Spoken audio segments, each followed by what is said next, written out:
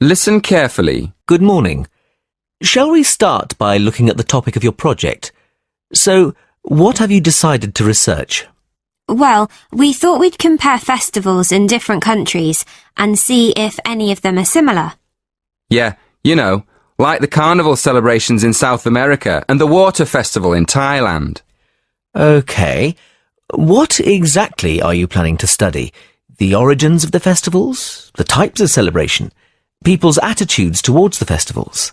We were planning to look at the origins of the festivals and the time of year they're celebrated.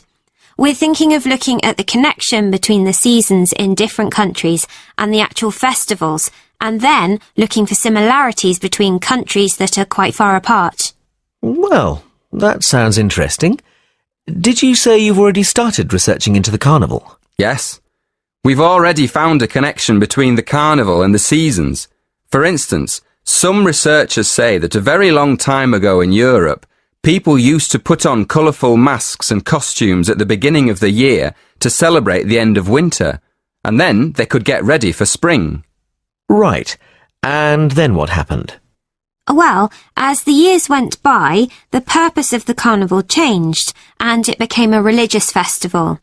These days, there are big carnival celebrations in countries all across the world, like Brazil and India and Indonesia. But an interesting thing we discovered is that in some countries, people celebrate the carnival by throwing water at each other in the street. Well, we thought that obviously this is because carnival's celebrated at the hottest time of the year, just before the rainy season. So splashing people with water is a very good way of cooling them down. Before you hear the rest of the conversation, look at questions 6 to 10.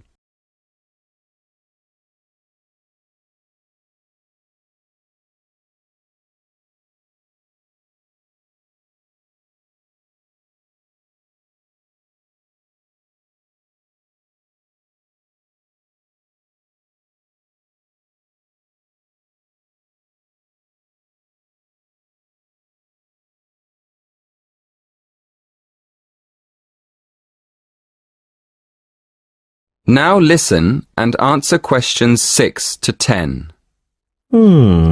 Yes, that makes sense. Did you look into any other festivals? Yes, we did.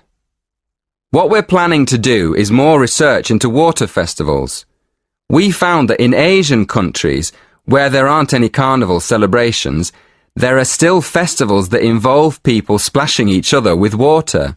Actually, we found references to them in Burma, Thailand, Vietnam, China and Japan. But we also found a reference to a water festival in Mexico. So we thought we'd look into that a bit more and see if we can find any similarities between these countries. We realised that water is more than just a way of cooling people down in hot weather. It also has a lot of different religious meanings and purposes. For instance, we found that in some societies, water can mean life or wealth or just luck. Yes, and another thing we found out is that these water festivals often celebrate the beginning of the new year, just like the original celebrations hundreds of years ago before the carnival. So, up to now, we found that the carnival and the seasons are linked by ancient traditions, and that water plays an important part in the celebrations. That is the end of part 1. You now have half a minute to check your answers.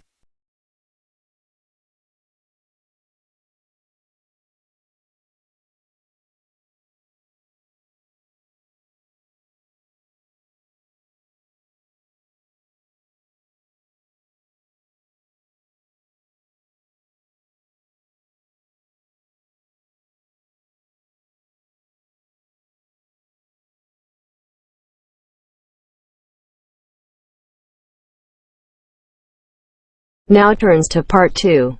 Part 2. Listen to the whole survey in the correct order and answer the questions. First, look at questions 11 to 14.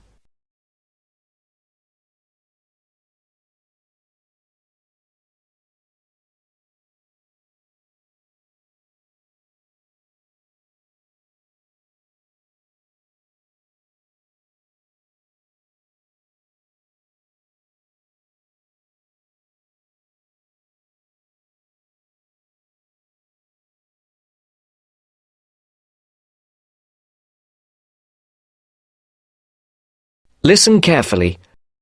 Excuse me. Good morning. We're students from St. Anne's School and we're doing a class survey. Have you got 5 minutes to answer a few questions? I suppose so. What are the questions about? About spending habits, people's attitudes to money and what they spend money on. Well, yes, okay, but only 5 minutes. Thank you. OK, first of all, if you don't mind answering, what income band are you in? You just need to say low, average or high. Oh, that's difficult to say. I don't know how much everyone else makes. I'm certainly not poor, but I'm not rich either.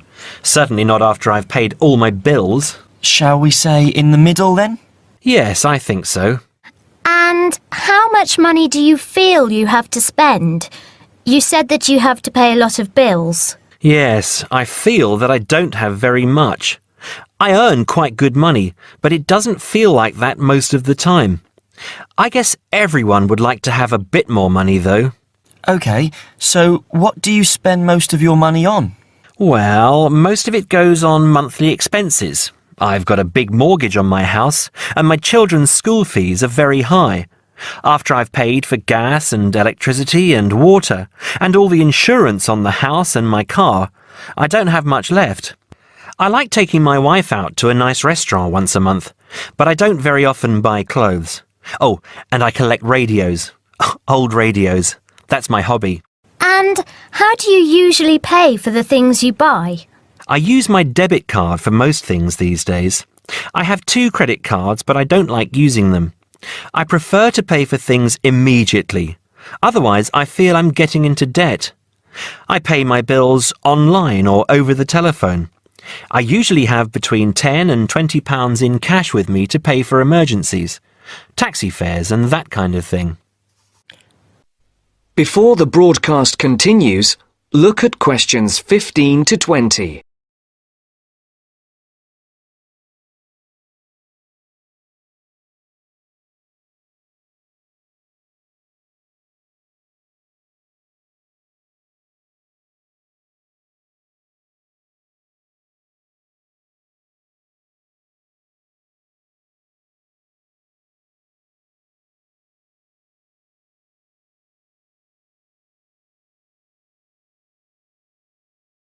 You will now listen to the second part of the talk.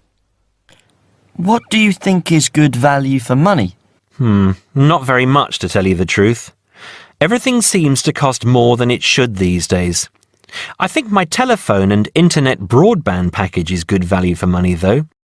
That's my telephone line, any number of national calls and unlimited internet use for only £22 a month.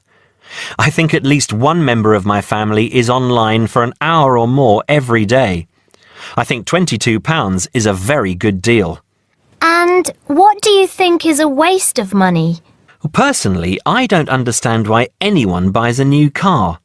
They are so expensive, and as soon as you drive them out of the showroom, they're worth £3,000 less.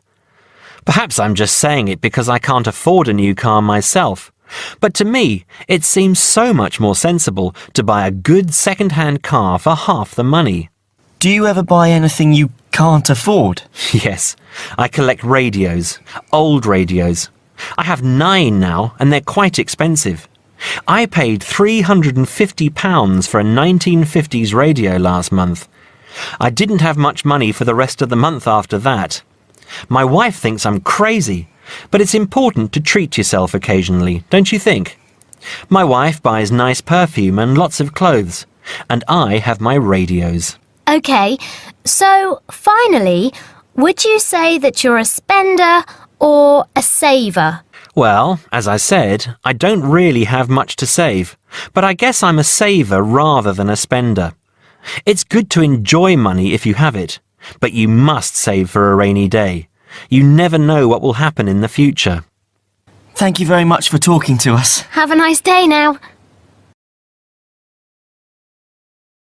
That is the end of part 2. You now have half a minute to check your answers.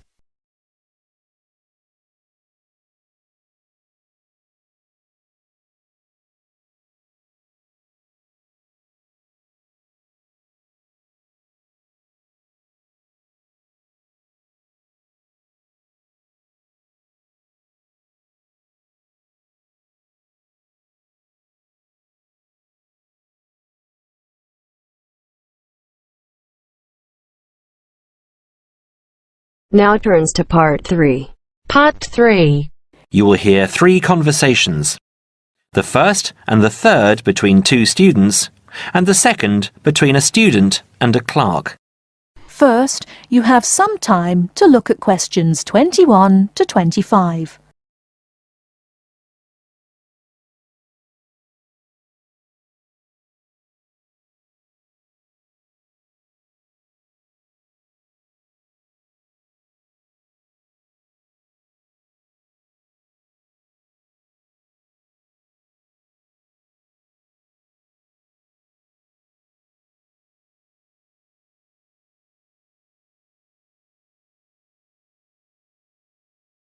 Now listen carefully and answer questions 21 to 25. I'm looking for the main hall. So am I. Are you going there to register for next year? Yes, I was told to go to administrations and fill in an application form. That's what I'm about to do. I went to information and they told me it was at the end of this corridor. Then we have to turn left and immediately right. That should lead us to the exit, where opposite we should find the entrance to ground level main hall. It's a big old red building. From there we need to go to the first level and then follow the signs. Apparently it's the second office opposite the foyer. It would be pretty hard to miss. That sounds easy. It shouldn't be too hard to find. Well, since we're both heading in that direction, let's go together. Hopefully it won't take too long. I haven't had anything to eat and I'm starving. Me too. Well, how about I go to the canteen and get us something while you make your way to the main hall? I'm sure there's going to be quite a wait. There always is. I can meet you there. Sounds like a good plan. What do you want me to get you? How about a chicken and salad roll and a drink? Okay. What if they don't have a chicken and salad roll? Anything similar, like ham and salad, or just plain salad and cheese. Oh, and don't forget the drink. I feel so dehydrated. No problem. What type of drink? I don't know. How about a Coke? No, nothing like that. Something healthier. An orange juice? They're usually full of sugar unless you get it freshly squeezed. Water? Yes, that's perfect. Here, take £2. That should cover it. If it's more, I'll give it to you when you get back. I only have a 20, and you know that they get cranky if you give them large notes. Okay. See you in 5 minutes. Before you hear the rest of the talk, you have some time to look at questions 26 to 30.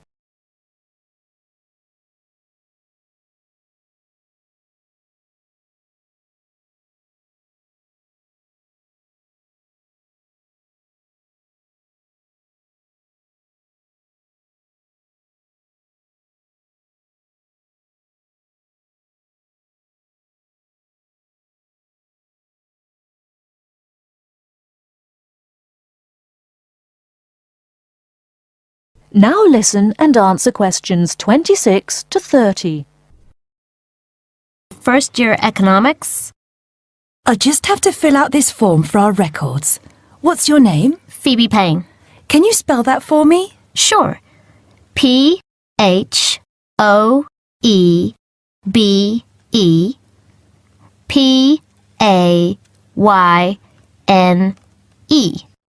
Your address? 6 Wainwright Avenue. That's W-A-I-N-R-I-G-H-T,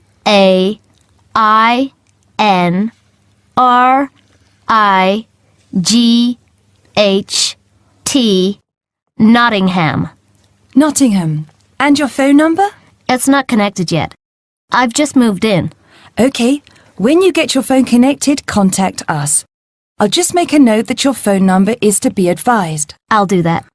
What course were you doing? Law? No. Economics. First year. First year economics. Yes, that's right. Okay. Take this card across to the economics department and get it stamped. And then you need to come back here to pay your fees. I've made an arrangement to pay in installments. Do you have any documentation verifying that? Yes, I have a statement from administration. OK, when you return, we'll have a look at it. Thank you very much. Here you are. It was quicker than I thought, but I have to get this card stamped and return here to organise my fees. That's good. It means that I won't have to wait long either. How did you get on? What with? Oh, the food. Well, there wasn't much left, so I got you a cheese and tomato sandwich and water. That's fine. Do I owe you any more?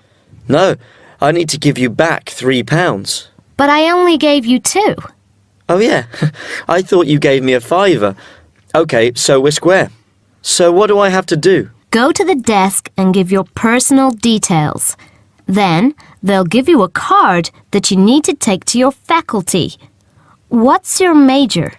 Environmental science. OK, so you'll have to take the card to the environmental science faculty and get the card stamped, return to administration in the main hall, and organise your fees. And that's it? Yes, that means you're registered. Then we receive a letter with the details of our course where we'll be informed to go to the notice board or online to find out when and where our lectures are. OK, let's have this bite to eat first. That is the end of part 3. You now have half a minute to check your answers.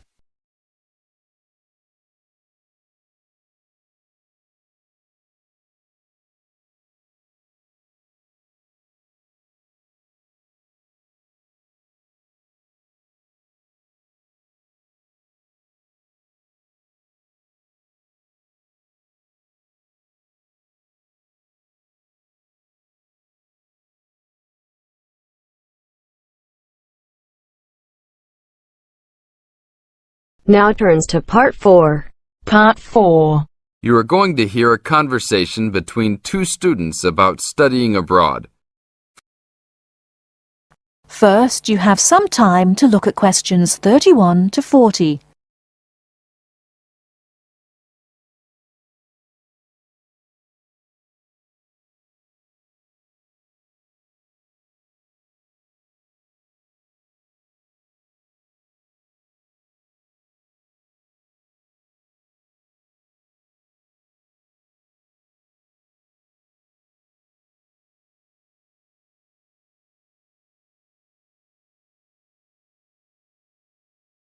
Now listen carefully and answer questions 31 to 40.